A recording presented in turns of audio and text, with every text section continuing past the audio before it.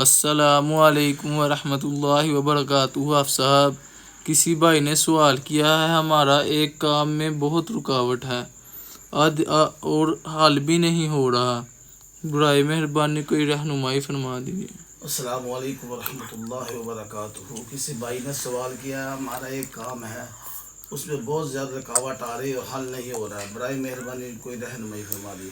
یاد رہیے، کوئی ایسے کام ہوتے ہیں جو انسان جیسے کاروبار کرتا ہے، کسی جگہ کا کرتا ہے یا کسی مکان کا کرتا ہے یا کوئی ایسا کاروبار کرتا ہے، لین دین کرتا ہے، اس میں رکاوٹ رہتی ہے، وہ حل نہیں ہو رہی، بیچارہ بہت پریشان ہو جاتا ہے۔ اگر کسی سے پیسے لینے ہیں وہ بھی نہیں حل ہو رہا، اگر مکان بیچا ہے وہاں سے پیسے نہیں مل رہے، اگر مکان کسی نے لیا ہے وہ پیسے نہیں دے رہا، اگر وہ کاروبار کر رہا ہے اس میں رکاوٹ آ رہی ہے، کوئی چیز منگوانی ہے اس میں رکاوٹ آ رہی ہے، بہت پریشانی رہتی ہے، تو اس کا حل نہیں ملتا۔ میں آپ کو ایک وظیفہ بتاتا ہوں، انشاءاللہ یہ مسنون دعا ہے، اگر آپ وہ انشاءاللہ چلتے پھرتے کثرت سے پڑھیں گے، انشاءاللہ ایک ہفتے سے پہلے آپ کا معاملہ حل ہوگا، جتنا بڑا زیادہ بھی ہو۔